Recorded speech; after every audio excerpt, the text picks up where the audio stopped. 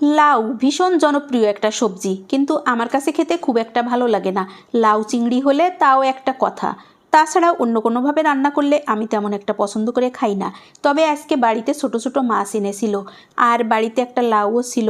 ভাবলাম কি দেখি ছোট মাছ দিয়ে আজকে লাউ রান্না করে দেখি কেমন লাগে। এই যে একেবারে ছোট ছোট মাছগুলো, এই মাছগুলো আমি কিন্তু ভেজে তুলে রাখলাম।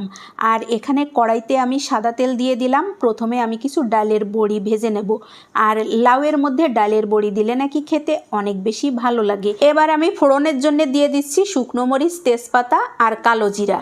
তার মধ্যে এই যে কেটে রাখা লাউ দিয়ে দিলাম, পরিমাণ মতো হলুদ আর স্বাদ মতো লবণ দিয়ে খানিকটা আলু মিক্সড করে দিলাম। লাউয়ের সাথে আলু একটু মিশিয়ে দিলে মনে হলো যে খেতে ভালোই লাগবে, তাই কিছুটা আলু মিশালাম। এবার খানিকক্ষণ এভাবে নাড়াচাড়া করে রান্না করে নেব। আর এভাবে নাড়াচাড়া করতে করতে বেশ খানিকটা জলও কিন্তু বের হয়েছিল। তারপরে আরও খানিকটা জল মিশিয়ে দিলাম, আর লাউগুলো সিদ্ধ হয়ে যাওয়ার পরে ডালের বড়ি দিয়ে দিলাম। এবার ভালো করে ঘুটতে হবে। আমি শুনেছি লাউ নাকি যত বেশি ঘোটা হয় তত বেশি স্বাদ বাড়ে। যাই হোক, এগুলো প্রবাদ বাক্য। তো তারপরে কিছুটা কাঁচামরিচ দিয়ে আবার খানিকক্ষণ ঘুটাঘুটি করলাম, দেখি যদি স্বাদ বাড়ে।